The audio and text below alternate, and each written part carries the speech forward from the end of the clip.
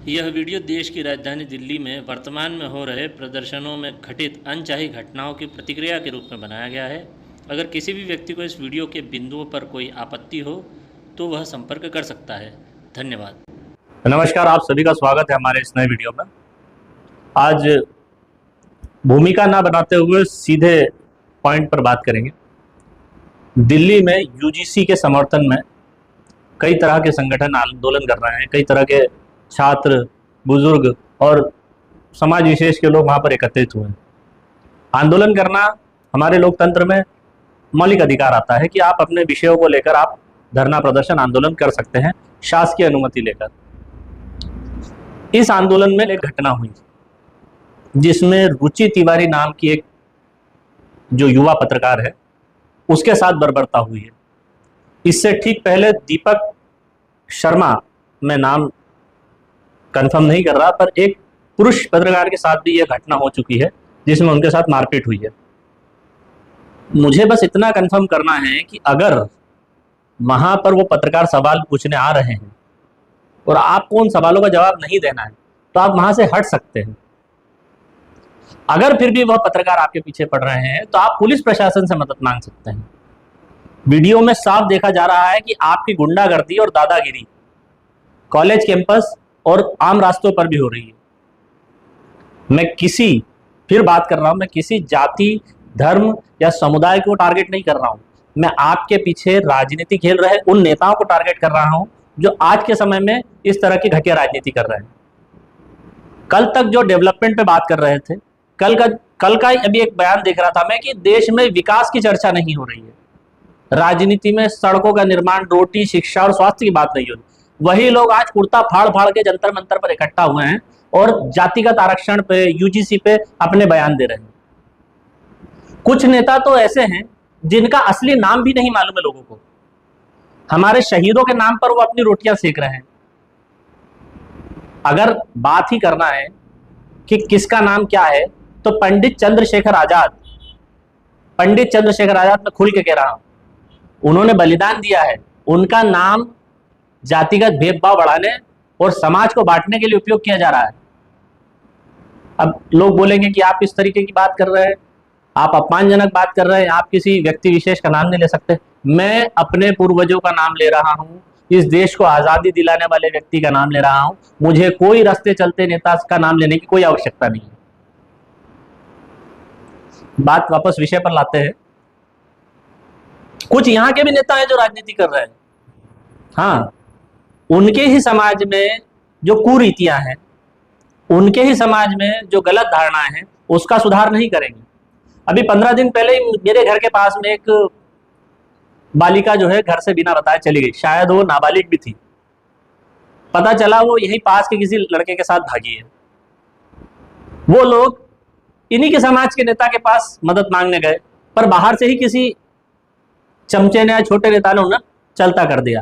वो लोग भोपाल में जाके अजाक्स आंदोलन में समर्थन की आवाज उठाते हैं। अपना घर संभाल लो।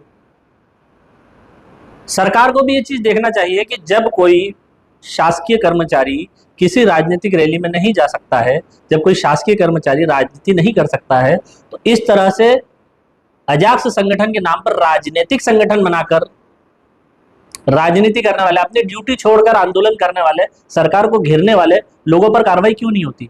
शासकीय कर्मचारी तो शासकीय कर्मचारी, उसके लिए विभाग में आने वाला हर व्यक्ति समान होना चाहिए। संतोष वर्मा पर जो कार्रवाई होना चाहिए थी, मैं फिर बता रहा हूं, यह जो घटना आज रुचि तिवारी के साथ हुई है, यह घटना का जो परिपाटी है ये इनके दिमाग में काफी लंबे समय से चल रही है। संतोष वर्मा ने तो सभ्य शब्दों में इसको बोला है, पर गंदगी तो निकली। एक और वीडियो आया था मेरे सामने मीनाक्षी सिंह जी का। मीनाक्षी सिंह जी के लिए आज के समय में जातिवाद की आवश्यकता है। एक तरफ आपके नेता रोटी बेटी का संबंध निभा रहे हैं, दूसरी तरफ आपको जातिवाद की व्यवस्था चाहिए। कुल मिलाकर भारत को राजनीतिक टुकड़ों में बांटने के लिए, जातिगत टुकड़ों में बांटने के लिए आप ही लोग तो अग्रसर कर रहे हैं।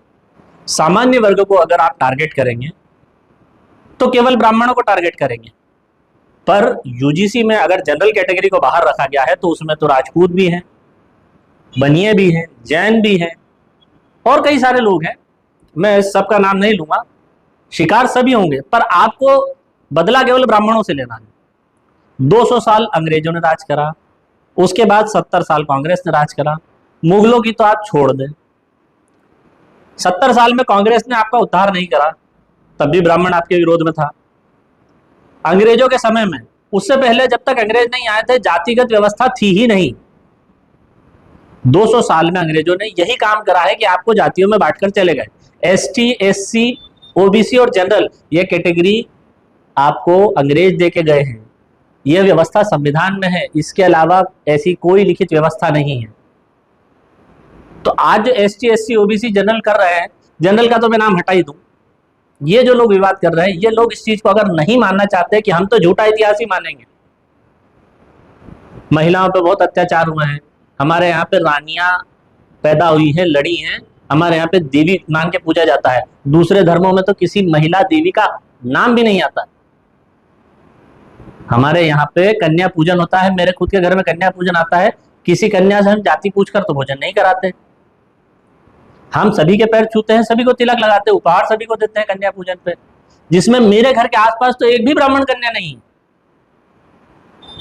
आज के समय में राजनीति षड्यंत्र को अगर आपको समझना है तो इस तरीके से समझिए कि एक व्यक्ति दिल्ली में बम ब्लास्ट करता है जिसमें 12 लोग मर जाते हैं, उसके ऊपर किसी को ध्यान नहीं देना है, कोई बात नहीं करना, क्योंकि वो जान ले रहा है। पर हमें ब्राह्मणों के खिलाफ आंदोलन करना है, यूजीसी के समर्थन में आंदोलन करना है, क्योंकि वो तो जान से मार रहा है ना। यहाँ पे तो राजनीति रोटी सीखना, वहां तो जान चली जाएगी। अगर आपने उसका विरोध करा तो आपका धड़ से सर अलग हो जाएगा। यहाँ पे आपको जान का खतरा नहीं है, ब्राह्मण क्या कर लेंगे। पर महिलाओं का अपमान कहीं पर भी बर्दाश्त नहीं किया जाएगा। मैं फिर बता रहा हूं, किसी भी महिला का अपमान। मैं फिर बताना चाहता हूं कि कोई आईएएस अफसर हो या किसी संगठन का अध्यक्ष हो, अगर महिलाओं के नाम पर अगर आपने राजनीति की और अभद्रता की तो उसका परिणाम आपको भुगतना पड़ेगा और कठोरता से भुगतना पड़ेगा। कानूनी लड़ाई तो बाद में देखी जाएगी, अभद्रता करना अभी भी बंद कर दीजिए। इन विषयों से दूर रहिए, अपने आप को, अपने समाज की कुरीतियों को, अपने घर की महिलाओं का सम्मान करिए, कुरीतियों को दूर करिए समाज की। आप विकास के काम करिए। गाली देने से ब्राह्मण समाज को कुछ नहीं होता। आज धीरेन्द्र शास्त्री ने 300 महिलाओं का, 300 बच्चियों का विवाह संपन्न करवाया। क्या उन्होंने जाति देखकर विवाह संपन्न करवाया? मलाई खाते टाइम तो हमें जाति नहीं दिखती है, नेतागिरी चमकाते टाइम हमें जाति दिखती है, क्योंकि नेतागिरी जो चमकाना है, गाली देने के लिए सबसे सॉफ्ट टारगेट कौन है? ब्राह्मण। हम 80% हैं, हम 85% हैं। अभी जातिगत जनगणना होने वाली है, उसके बाद असली आंकड़ा सामने आ जाएगा। उससे पहले मुंह खोल के बोलने की क्या जरूरत है? अभी मैंने देखा यूनिवर्सिटी ग्रांट कमीशन, 90% लोगों को इसका फुल फॉर्म नहीं मालूम है। हिंदी में तो पूछना ही मत, हिंदी का तो पता ही नहीं है। अगर मैं इनसे बात करूं कि अगर हिंदी में बोले तो विश्वविद्यालय अनुदान आयोग, ये तो और कठिन है। आंदोलन करने पहुंच गए university gender commission, union gender commission, पता नहीं कैसी कैसी बातें कर रहे थे, और ये यूजीसी का समर्थन कर रहे हैं। एक ये तो चलो ठीक है, एक तबका है जो वहां पे विरोध करने केवल पैसे लेके या फिर भड़काने भी नेताओं के पहुंच गया है। पढ़े लिखे लोगों की बात करते हैं। यूजीसी गाइडलाइन में अगर हम जनरल कैटेगरी को बिल्कुल हटा दें, हाँ भैया वो दोषी है, वो जो हो रहा है बिल्कुल जनरल वाले ही कर रहे हैं, बिल्कुल छाती पे लात रख के खड़े हुए हैं, पर अभी भी उसकी जो अशुद्धियां हैं वो आपको समझ में नहीं आ रही है। अगर आपको ड्राफ्ट नहीं समझ में आ रहा है तो कोर्ट का यही कहना है कि अगर मान लीजिए कि कोई एससी एसटी का छात्र ओबीसी छात्र के साथ में अगर अभद्रता करता है, या इसका ठीक उल्टा कर दीजिए, कोई ओबीसी छात्र एससी के छात्र के साथ अभद्रता करता है, तो उस पर क्या सजा है? प्रताड़ना तो कोई भी कर सकता है ना, अपराधी का तो कोई धर्म या जाति नहीं होती है, जैसे आतंकवाद का कोई धर्म नहीं होता है, कोई जाति नहीं होती। तो उस समय क्या किया जाएगा? ये संशोधन बोला है कोर्ट ने कि सरकार इस पे स्पष्टीकरण दे कि अगर आपसी मनमुटाव होता है तो इस पे क्या जवाब है सरकार का। जनरल कैटेगरी को तो बाहर रखिए, और जनरल पुरुष के नाम की तो कोई चीज ही नहीं है संविधान में, तो खुद जानता हूं इस चीज को लेकर। पर फिर भी अगर आप इस चीज को अगर देखेंगे तो एक पढ़े लिखे वर्ग से मैं बात कर रहा हूं जो इस चीज को पढ़ते हैं, समझते हैं कि अगर आपस में कोई विवाद होता है तो उसका भेदभाव कौन दूर करेगा। मान लीजिए किसी एससी छात्र ने फांसी लगा ली और वो चिट्ठी में लिख के गया कि फलाना फलाना ओबीसी या एसटी वर्ग के छात्र ने मेरे साथ अभद्रता करी है, मेरे साथ रैगिंग करी है और मैं इसके कारण जान दे रहा हूं, तब यूजीसी कहां लगेगा? तो इन चीजों का संशोधन जरूरी है। अगर कोर्ट कोई फैसला देता है तो सारे बिंदुओं को देख कर देता है। ये राजनीति में भीड़ इकट्ठा करना और चाय नाश्ते के नाम पर किसी भी समाज के लोगों को गाली दे देना, लोगों के साथ मारपीट करना, अभद्रता करना और अपनी गंदी मानसिकता के तहत महिलाओं के साथ छेड़छाड़ करना, ये सारी चीजें करना बंद कर दीजिए। आप सब निगाह में, कोई देखा ना देखे, समाज देख रहा है और इसका परिणाम आपको भुगतना पड़ेगा। ये सब लोग तब कहां चले गए थे जब वो एक टुच्चा कांग्रेस का नेता जब अभद्र टिप्पणी कर रहा था, जिसको आप सुन लीजिए। तो मेरा कहने का मतलब है, रेप की थ्योरी ये है कि कोई भी कैसी भी दिमाग का आदमी रस्ते में जा रहा है, उसे खूबसूरत अगर लड़की दिखी, सुंदर, अति सुंदर, तो उसका ब्रेन है वो इधर वो विचलित हो सकता है, तो रेप हो सकता है। आदिवासी में कौन सी अति सुंदर स्त्री है?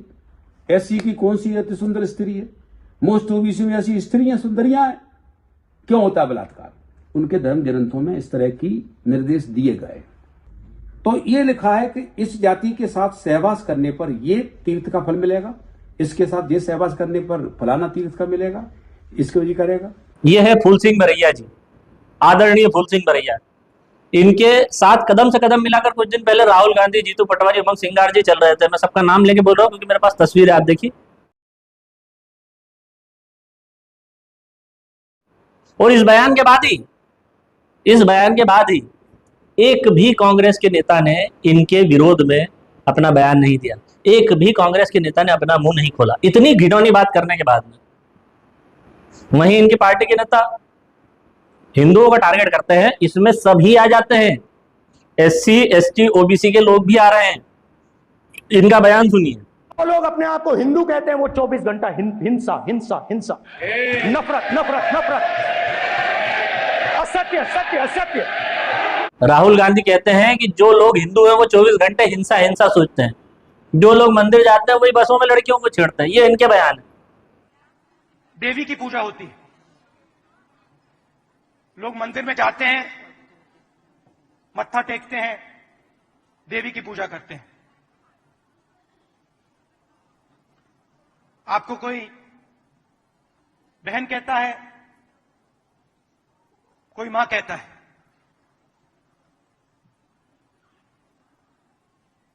मगर सच्चाई यह है कि वही लोग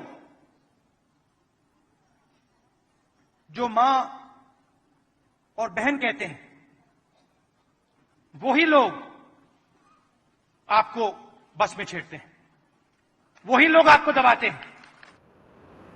परिपक्वता को समझिए। अगर विकास की बात करना है तो जातिगत विचारधारा से ऊपर उठना पड़ेगा, योग्यता पे बात करनी पड़ेगी। अगर आपको सरकार की तरफ से सुविधाएं मिल रही है और आप संपन्न हो चुके हैं तो आपको अपने समाज के निचले तबके को हाथ देकर उठाना पड़ेगा, दूसरा व्यक्ति नहीं आएगा उठाने। आप पहले अपने अंदर तो झांक के देखिए, व्यवस्थाओं का उपयोग करिए, लालच नहीं करना है उसको लेकर।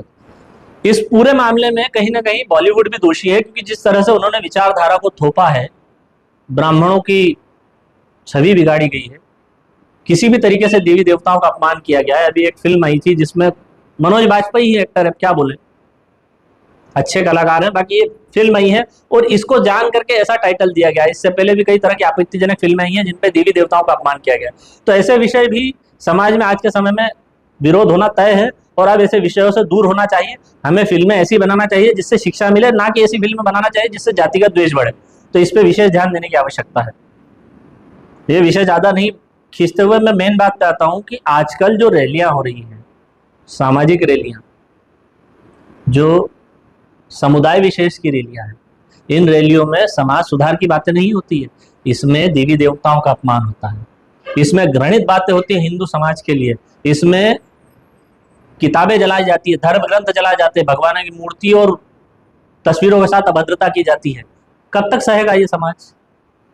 हमने खुद देखा है, कहीं पे राम भगवान की फोटो जला रहे हैं, कहीं पे रामायण जला रहे हैं, कहीं पे मनुस्मृति जला रहे हैं। पढ़िए ना, भगवत गीता आप जला रहे हैं, अगर उसको पढ़ लेंगे तो आपका क्या नुकसान चला जाएगा? ना उसमें किसी के साथ अभद्रता लिखी हुई है, ना उसमें पशु हत्या लिखी हुई है, ना उसमें महिला हत्या लिखी हुई है, किसी भी तरह की कोई बात नहीं लिखी हुई है। भगवान को प्राप्त करने के लिए किसी को भगवान के घर भेजना, ये तो बात हमने कभी लिखी नहीं, ना पढ़ी है, ना ये पुण्य कर्म में आता है। तो फिर कहां पढ़ लिया आपने? और अगर इस तरह की आप अभद्रता वाली, इस तरह की आप अपमानजनक बातें करेंगे तो आपके साथ क्या पूजा की जाएगी? आप लोगों को अपशब्द कहेंगे। कहां किस तरफ जा रहा है हमारा समाज? और जिन इतिहासकारों ने हमें इस चीज के बारे में बताया कि भैया हमारे साथ भेदभाव हुआ है, मैं आपको लिख के दे रहा हूं। मेरी खुद की उम्र 35 वर्ष है और मैं पिछले 25 वर्ष से ऐसी जगह पर रह रहा हूं जहां पे मेरे पास सभी जो है, अगर आपकी बात कहें तो आज SC ST और OBC वर्ग के लोग हैं। मेरे घर के दोनों तरफ, मेरे घर के चारों तरफ वही लोग हैं। हमने तो अभी तक हमारे साथ तो खेले हैं, खाए हैं, घूमे हैं, हमने तो कभी नहीं देखा।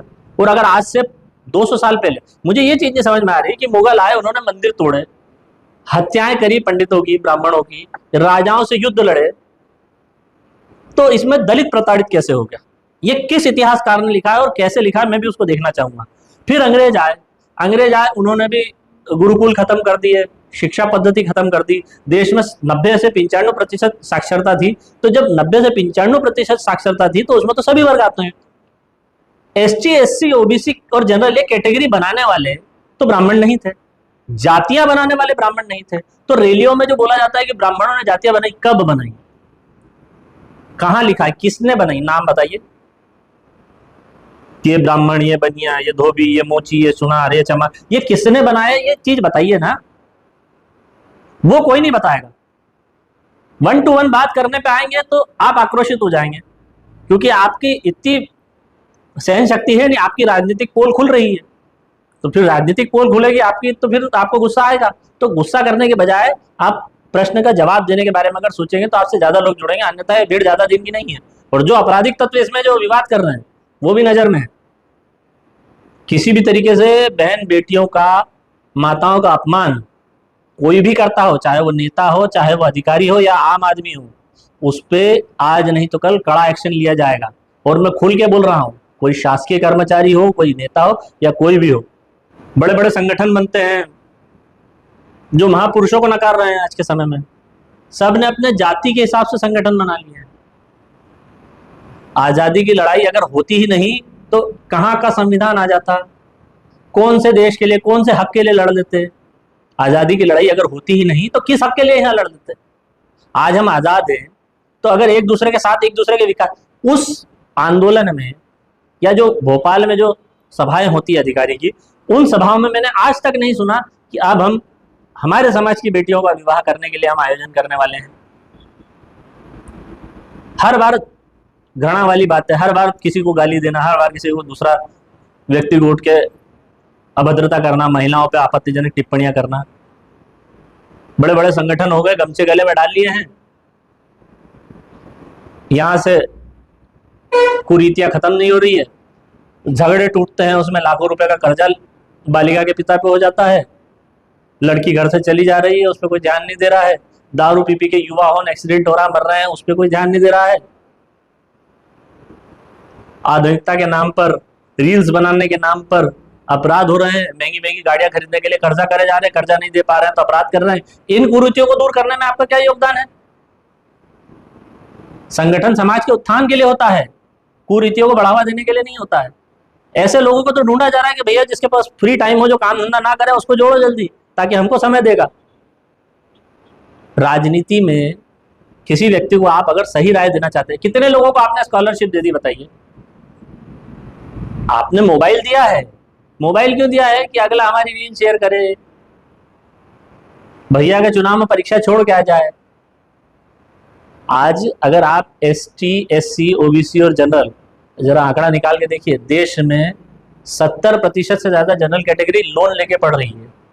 शिक्षा आपका शेरनी का दूध है, जो पिएगा दहाड़ेगा। तो आप क्यों नहीं कर रहे हैं शिक्षा का उपयोग? परिवार में अगर कोई शिक्षित आदमी है और उसका बच्चा जुए की टेबल पे बैठा हुआ है,